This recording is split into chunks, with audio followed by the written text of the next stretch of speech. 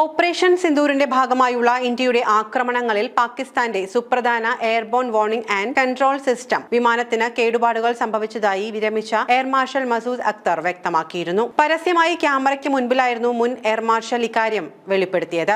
Indian സൈന്യം തുടർച്ചയായി 4 ബ്രഹ്മോസ് മിസൈലുകൾ പ്രയോഗിച്ചു. ഉപരിതലത്തിൽ നിന്ന് ഉപരിതലത്തിലേക്കോ അല്ലെങ്കിൽ വായുവിൽ നിന്ന് ഉപരിതലത്തിലേക്കോ അതെനിക്ക് ഉറപ്പില്ല എന്നാണ് എയർ മാർഷൽ മസൂദ് അക്തർ പറഞ്ഞത്. തങ്ങളുടെ പൈലറ്റുമാർ വിമാനം സുരക്ഷിതമാക്കാൻ ഓടി, പക്ഷേ മിസൈലുകൾ വന്നുകൊണ്ടേയിരുന്നു.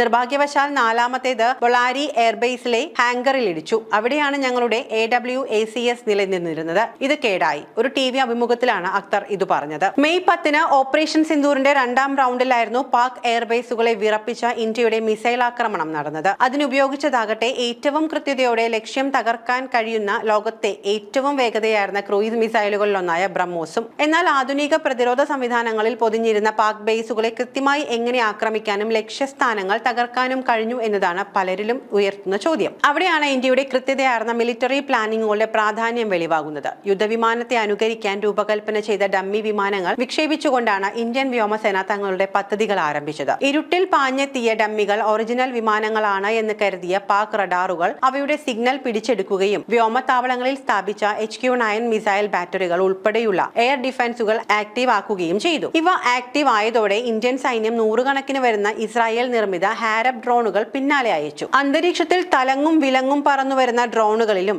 ഡമ്മി വിമാനങ്ങളിലും ഫോക്കസ് ചെയ്ത പാക് വ്യോമ പ്രതിരോധ സംവിധാനങ്ങൾ യഥാർത്ഥ ഭീഷണി ശബ്ദത്തെക്കാൾ 10 മടങ്ങു വേഗതയിൽ പാഞ്ഞുവരുന്നത് കണ്ടതേയില്ല. പാകിസ്ഥാന്റെ ഏറ്റവും പ്രധാനപ്പെട്ട 11 എയർബേസുകളിലാണ് ഇന്ത്യ ആക്രമണം നടത്തിയത്. 15ഓളം ബ്രഹ്മോസ് അതിവേഗ ക്രൂയിസ് മിസൈലുകൾ ഇതിനായി ഉപയോഗിച്ചതായി പറയപ്പെടുന്നു. ആദ്യമായിട്ടാണ് പരീക്ഷണത്തിനല്ലാതെ ഒരു യുദ്ധസമാനമായ അന്തരീക്ഷത്തിൽ ഇന്ത്യ ഈ ആയുധം പ്രയോഗിക്കുന്നത്. എന്നാൽ കഥ അവിടെയും തീരുന്നില്ല. പാക് വ്യോമത്താവളങ്ങളിലെ റൺവേകൾ, ഷട്ടറുകൾ, കമാൻഡ് സെന്ററുകൾ എന്നിവ പ്രവർത്തനരഹിതമാക്കാൻ ഇതിലൂടെ സാധിച്ചു. ഇത് പാക് വ്യോമസേനയുടെ പ്രത്യാക്രമണങ്ങൾ നടത്താനുള്ള പ്ലാനുകളെ തകിടം മറിച്ചതായും ഒന്നിലധികം പ്രതിരോധ സ്രോതസ്സുകളെ ഉദ്ധരിച്ച് ദേശീയ മാധ്യമങ്ങൾ റിപ്പോർട്ട് ചെയ്യുന്നു. വ്യോമത്താവളങ്ങൾ തകർന്നതോടെ തങ്ങളുടെ വിമാനങ്ങൾ പാകിസ്ഥാന് മറ്റു താവളങ്ങളിലേക്ക് മാറ്റേണ്ടി വന്നു. മാത്രമല്ല, വിലപ്പെട്ട പല പ്രതിരോധ സംവിധാനങ്ങളും ആക്രമണത്തിൽ തകർന്നത് പാക് വ്യോമസേനയ്ക്ക് കനത്ത തിരിച്ചടിയായി. ആക്രമിക്കാനും പ്രതിരോധിക്കാനുമാകാതെ കുടുങ്ങിയ പാകിസ്ഥാന് വെടിനിർത്തലിനായി ഇന്ത്യയെ സമീപിക്കുകയല്ലാതെ വേറെ വഴിയില്ലാതെയായി. അങ്ങനെയാണ് ബ്രഹ്മോസിനെ ഉപയോഗിച്ച് കൃത്യമായ പ്ലാനിങ്ങോടുകൂടി ഇന്ത്യ പാക് ആക്രമണം അവസാനിപ്പിച്ചത്. ഇന്ത്യയും റഷ്യയും സംയുക്തമായി വികസിപ്പിച്ചെടുത്ത ബ്രഹ്മോസ് മാക് 2.8 വേഗതയും കൃത്യതയുള്ള സൂപ്പർസോണിക് ക്രൂയിസ് മിസൈലുമാണ്. ഡോക്ടർ APJ അബ്ദുൽ കലാമാണ് മിസൈലിന് ബ്രഹ്മപുത്ര, മോസ്കാവ നദികളുടെ പേരുകൾ കൂട്ടിച്ചേർത്തുള്ള ഒരു പേര് നിർദ്ദേശിക്കുന്നത്. കര,